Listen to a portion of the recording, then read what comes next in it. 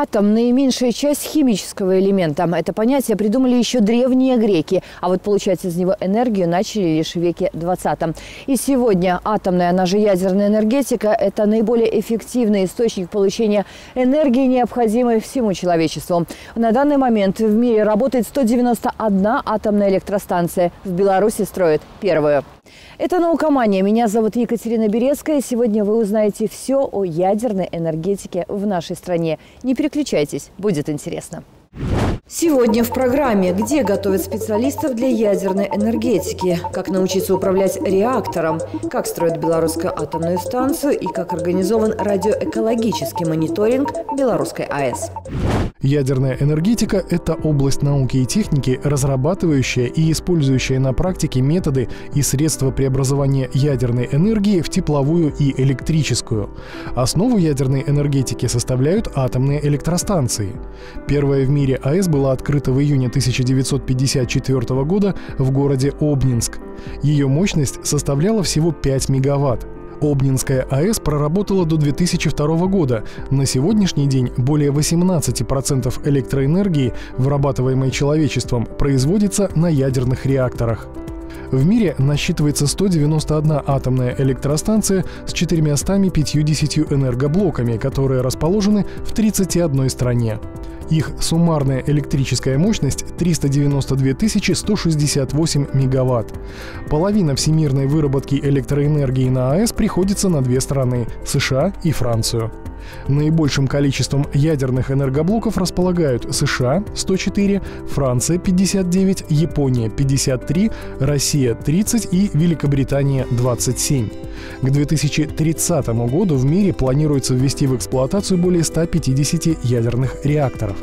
В Беларуси строительство АЭС планировалось еще в 80-е годы 20 века. В 1983 году было начато строительство атомной теплоэлектроцентрали в Пуховичском районе Минской области. Но в связи с катастрофой на Чернобыльской атомной электростанции проект не был реализован. В 2008 году было принято решение о строительстве первой белорусской атомной электростанции. Ее активное строительство началось в 2012 году. В перспективе белорусская атомная электростанция должна обеспечить энергетическую безопасность нашей страны. Но ее строительство – это еще и создание новой отрасли в экономике, в науке, в образовании. Сегодня мы приехали на физический факультет БГУ, более того, на кафедру ядерной физики, чтобы своими собственными глазами увидеть, как готовят кадры для первой атомной станции в нашей стране. Ни одна отрасль в истории человечества не развивалась так стремительно, как ядерная энергетика. В 1954 году в СССР была введена в строй первая в мире АЭС, а уже в 1978 году ток на планете давали 200 атомных электростанций.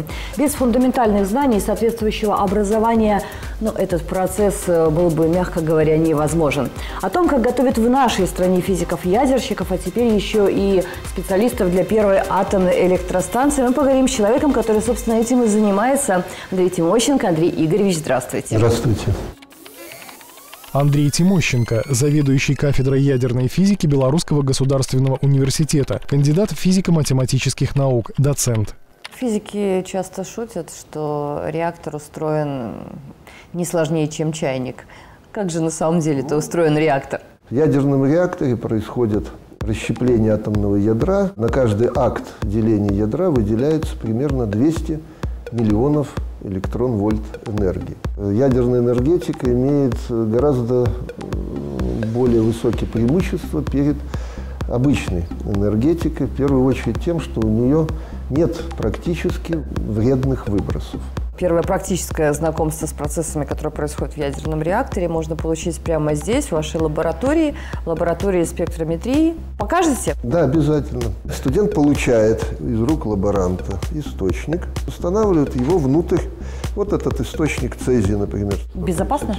Да, это безопасно, если в карман долго не носить. Можно поставить на головку детектора здесь аккуратно и закрыть его полностью. И вот это отверстие тоже закрыть свинцовым экраном. Сигнал обрабатывается от детектора в специальном блоке обработки этого сигнала и через компьютер уже представляется в виде спектра. Для того, чтобы определить, что это такое, цезий – это вот этот вот так называемый пик полного поглощения, вот по нему-то, собственно, мы можем сказать, вот это именно цезий, а не другой элемент, именно цезий-137.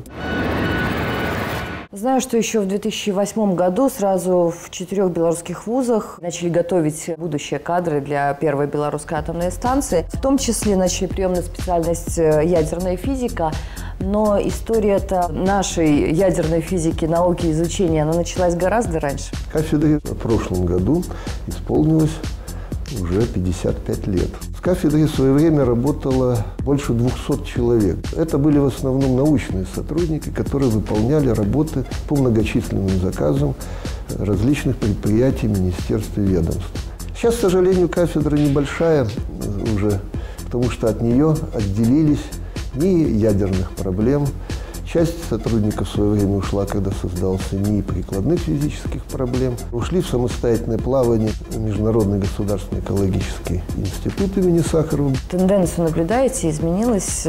Может быть, востребованность специальности увеличилась? То есть пошли ли абитуриенты к вам? Стало ли их больше? Абитуриент идет. У нас нет проблемы с набором. Приходят хорошо уже подготовленные ребята, которые стараются учиться, интересуются именно вопросами не только физики, но и ядерной физики, ядерной энергетики. Сотрудничаете ли вы с МАГАТЭ и насколько тесно? С МАГАТЭ мы сотрудничаем по многим направлениям. Во-первых, ведется обмен опытом. Мы участвуем в международной сети университетов по физической ядерной безопасности. И уже с 2014 года принимаем в их работе участие. Мы взаимодействуем с различными подразделениями, связанными с контролем производства ядерной энергии. Наши выпускники работают в МАГАТЭ. Мы занимаемся подготовкой кадров по разовым заказам МАГАТЭ, повышением квалификации для них. Вот этот класс как раз здесь поставлен. С помощью МАГАТЭ. МАГАТЭ заказала эту разработку в Московском инженерно-физическом институте в МИФИ, и мы сейчас ее используем. Вот это вот панель показывает, как располагаются кассетные сборки ТВС в активной зоне ядерного реактора. Разным цветом отмечены разные виды сборок, соответственно, разной степени обогащения, разной степени выгорания. Можно посмотреть, что будет, если сломается та или иная часть, и какие действия нужно предпринять для того, чтобы предотвратить возможную аварию. А что касается студентов, они же не только в аудиториях теорию изучают, на практику, наверное, тоже куда-то отправляете? У нашего факультета студенты ездят и в МИФИ обучаются, ездят в Нижний Новгород, ездят в Ивановский университет, на Калининскую атомную станцию. Химики наши ездят и в Болгарию на Козлодуй, и у них хорошее сотрудничество с Политехническим университетом Валенсии и с другими университетами. Андрей Игоревич, спасибо огромное. Я желаю вам успехов. Практика, конечно, практикой, но я уверена, что многие студенты белорусского физфака мечтают, все-таки в глубине души мечтают работать именно на первой белорусской атомной станции.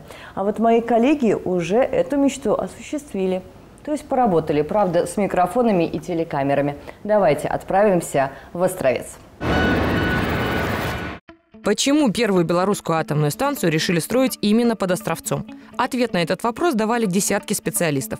Ученые исследовали более 70 пунктов по всей Беларуси. В результате детального анализа потенциальных площадок осталось лишь 3. 2 на востоке Беларуси – Кукшиновская и Краснополянская, 1 на западе – Островецкая. Все 3 удовлетворяли строгим нормам МАГАТЭ, но победил в этом соревновании Островец. Здесь более плотные грунты. А ведь от прочности площадки зависит безопасность самой станции. Анализировали и вероятное воздействие атомной станции на окружающую среду. Это фундаментальный труд. Здесь есть карты, здесь есть схемы. Это буквально энциклопедия по всем областям жизни Островецкого района. Более того, здесь даже посчитано количество рыб, которые водятся в водоемах Островецкого района, количество животных, которые у нас водятся в наших лесах. Для чего? Станция проработает 10 лет, 20 лет, да? И ученые еще раз исследуют, посмотрят, а как изменилось количество флоры и фауны за это время. Исследования ясно показали, Островецкая площадка не имеет ни запрещающих, ни осложняющих факторов для размещения АЭС. Первый кубический метр из котлована первого энергоблока извлекли 31 мая 2012 года. Сейчас на первом энергоблоке работы идут на отметке около 45 метров. Всего с начала строительства БелАЭС в 2013 году смонтировано 119 тонн арматуры, 75% от общего объема. Уложено 755 тысяч кубометров бетона, который производят здесь же, на промплощадке. Параллельно со строительством станции строят линии выдачи мощности. Их планируется завершить еще до запуска первого блока БелАЭС. У нас на станции сооружают ее преимущественно белорусские строители.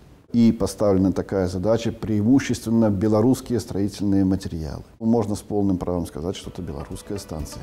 Белорусская атомная электростанция будет состоять из двух энергоблоков. На первом уже смонтирован корпус реактора и все 4 парогенератора. Завершено устройство внутренней защитной оболочки здания реактора. Все основное тяжелое оборудование установлено. Сейчас его калибруют. А эта задача не из простых. Масса статора турбины, самой массивной части, 450 тонн, а отклонения между деталями должны быть менее 1 миллиметра, ведь при работе все это оборудование будет находиться в движении. На втором блоке станции ведутся работы по устройству внутренней защитной оболочки и, так же, как и на первом, строят здание турбины. В начале 2019 года в первый энергоблок будет загружена ядерная начинка – 123 ядерных тепловыделяющих элемента – ТВЭЛа. Их загрузка в реактор и будет означать начало физического пуска станции. Сегодня во всем мире дается предпочтение атомным станциям с реакторами ВВР, водоводяными энергетическими реакторами. Ну и в этом ряду наш проект АЭС-2006, это самый современный, самый надежный, самый перспективный. Мощность каждого реактора нашего, белорусской атомной электростанции, 1200 мегаватт. Соответственно, суммарно это 2400 мегаватт. Казалось бы, это очень большое значение, но из нашего общего потребления республиканского, это займет около 30%. То есть я о чем хочу сказать, что речь идет о диверсификации энергетических ресурсов. Со строительством белорусской АЭС никто не ставит задачу, что белорусская АЭС вот сейчас возьмет и заменит все электрические станции нашей страны. Нет, этого не произойдет. Мы кусочек вот этого электрического пирога уйдет на атомную электростанцию, но будут работать и тепловые электрические станции, и гидроэлектростанции. И, конечно же, наша страна никогда не откажется от ветроэнергетики, от солнечной энергетики. Реактора еще нет, а персонал на станции уже готовят. При работе АЭС процессы автоматизированы. Операторы в основном наблюдают, и человеческий фактор сведен к минимуму. Но человек решает все, даже при такой автоматике. Поэтому подготовке персонала белорусской атомной станции уделяется большое внимание. Уже работает учебно-тренировочный центр с полномасштабным тренажером, который полностью моделирует блочный щит управления станцией. На сегодняшний день прошло теоретическую подготовку более 170 человек. Также мы направляем на стажировку персонал оперативный на действующий энергоблок номер 6 Нововоронежской АЭС. 77 человек уже отправлено в том году, и в этом году 40 человек уже проходит стажировку на действующей станции. Так же, как и на действующем энергоблоке, здесь установлен пульт резервного управления для обучения персонала на случай аварийной ситуации. При задымлении или возгорании на блочном пульте управления оперативный персонал должен переместиться на резервный пульт, перевести реакторную установку от критического состояния и безопасно отключить энергоблок. Все действия и даже передвижение персонала должны быть отточены. Полномасштабный тренажер полностью соответствует блочному пункту управления. Средства связи, высота потолков, маршруты движения персонала полностью должны соответствовать, чтобы не развивать сложных навыков. После ввода в эксплуатацию станции учебно-тренировочный центр не опустеет. На одном энергоблоке будет задействовано 7 смен. Одна из них будет находиться здесь. 80 часов в год оперативный персонал блочного пульта управления будет отрабатывать на полномасштабном тренажере учебно-тренировочные сценарии и постоянно повышать квалификацию. История ядерных исследований в нашей стране началась еще в середине прошлого века. И вот он, один из самых ярких примеров ее достижений. Это макет первой в мире мобильной атомной электростанции. Все слышали, я уверена, об атомных подводных лодках и ледоколах, а вот нашим ученым удалось создать первую наземную мобильную атомную станцию. На работу над этим проектом ушло 12 лет.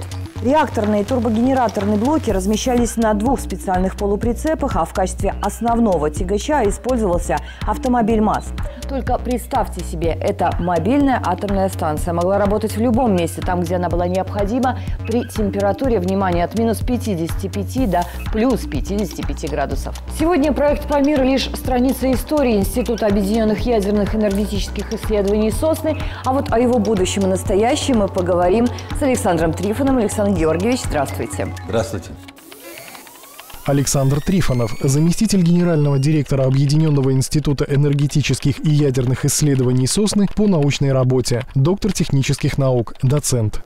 Первая белорусская атомная станция, выбран проект АЭС-2006, реактор поколения 3+. Почему выбор пал именно на эту модель, на этот проект? Было бы основное внимание уделено безопасности. Мы посмотрели, вот в этом данном случае больше подходит вот этот проект АЭС-2006. Еще одно из требований МАГАТЭ – это обязательно исследовательский реактор. Сейчас ведутся работы по рассмотрению проекта, то есть выбор проекта, где он будет находиться, какая мощность. И он должен как бы совпадать с потребностями развития ядерных технологий в республике. Эксперты прогнозируют запуск новых 150 реакторов уже к 2030 году, в том числе и в тех странах, где до этого АЭС не было. Как вы понимаете, сейчас самое время научного дайджеста. Мировые новости ядерной энергетики.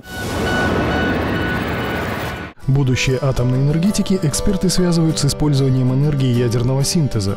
Термоядерные реакторы будут потреблять меньше топлива на единицу энергии, а само топливо, как и продукты синтеза, не радиоактивны, следовательно, безопасны. В настоящее время на юге Франции ведется строительство международного экспериментального термоядерного реактора ИТЕР.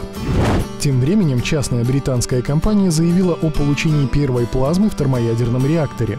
Получить необходимую реакцию, которая могла бы поддерживаться без постороннего вмешательства, британцы хотят к 2030 году. Ученые из Соединенного Королевства смогли продвинуться дальше, чем их коллеги из международного проекта ИТЕР. Китай приступил к реализации проекта «Мини-АЭС». Они призваны заменить угольные электростанции и котельные в отдельных жилых районах городов. Известно, что мощность реактора первой компактной АЭС будет порядка 100 мегаватт. Реактор ACP-100 Линлун, который будет устанавливаться на станциях нового типа, стал первым в мире агрегатом подобного образца, сертифицированным МАГАТЭ. Далее в программе «Как научиться управлять реактором», какие меры безопасности приняты на белорусской АЭС и когда заработает система экологического мониторинга вокруг первой белорусской атомной станции. Еще до начала строительства первой белорусской атомной станции у вас здесь появился тренажер моделирования аварийной ситуации. Что можно делать здесь, что можно проектировать, прогнозировать и как справляться? Тренажеры, они помогают определить исходные события и где-то через полчаса уже правильно приступить к ликвидации аварии, если сам реактор не заглушится и не выйдет на стабильный режим. Можно попробовать? Да, вот эту кнопочку пуск.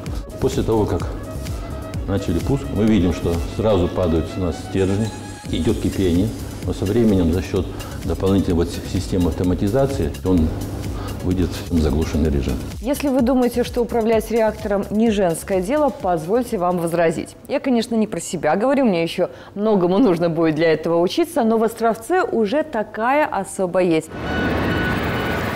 Еще в школе мне очень нравились математика и физика, и когда я узнала, что в Беларуси собираются строить атомную электростанцию, и в связи с этим на физическом факультете Белорусского государственного университета открывают новую специальность ядерная физика и технологии, я решила поступать именно туда. Практику я проходила в научном институте ядерных и энергетических исследований «Сосны». Именно этот институт занимается научным сопровождением строительства атомной станции. Темой моей дипломной работы был вероятностный анализ безопасности. То есть я анализировала одну систему безопасности, которая непосредственно будет применяться у нас на белорусской АЭС. У нас на белорусской атомной станции есть отдел надежности и безопасности. И результаты моей дипломной работы нашли применение в работе этого отдела. Я занимаюсь курированием строительно-монтажных работ, хожу на площадку, согласовываю, рассматриваю различного рода документацию. Кроме этого, я продолжаю свое обучение, изучаю системы, оборудование. Прошла стажировку на 6-м блоке Нововоронежской АЭС. Все это необходимо для того, чтобы понимать работу конкретного оборудования, реактора и станции в целом. В дальнейшем я хотела бы совершенствовать свои знания, расти как специалист. И для начала неплохо было бы пройти обучение на полномасштабном тренажере, а потом когда-нибудь войти в число оперативного персонала. Вы проводите, фактически первичный отбор будущих сотрудников первой белорусской атомной станции. Что первично в вашем случае? Фундаментальные знания или все-таки психологическая уравновешенность? Тоже такая решена проблема, и она уже давно обсуждается в мировой практике. Требования к операторам, есть такие типы работы операторов. Это работа по правилам, работа по навыку, работа по знаниям. Так вот, по знаниям хорошо бы работать, но нежелательно. А желательно работа по навыкам. Мы, в принципе, исходим из этого дела, чтобы были навыки. Знаю, что запланировано открытие кризисного ситуационного центра. Чем он будет заниматься? У нас кризисный центр, который выполняет анализ внештатной ситуации, когда нет какой-то конкретной методики. Мы поговорили конкретно о безопасности реактора. А насколько безопасна вся атомная станция? От внешних воздействий это стресс-тесты. После аварии на Фукусиме стали уделять именно внимание стресс-тестам. Стресс-тестам – это анализ таких стрессовых внешних аварийных ситуаций, которые могут произойти вблизи станции. Вернемся в Фукусиме. Там землетрясение. Там землетрясение. Но просто можно было это учесть очень просто при проекте. Еще один важный вопрос – это вопрос экологический. Я предлагаю прерваться ненадолго, посмотреть сюжет о том, как организован радиоэкологический мониторинг на белорусской атомной станции и вокруг нее, а потом обязательно продолжим.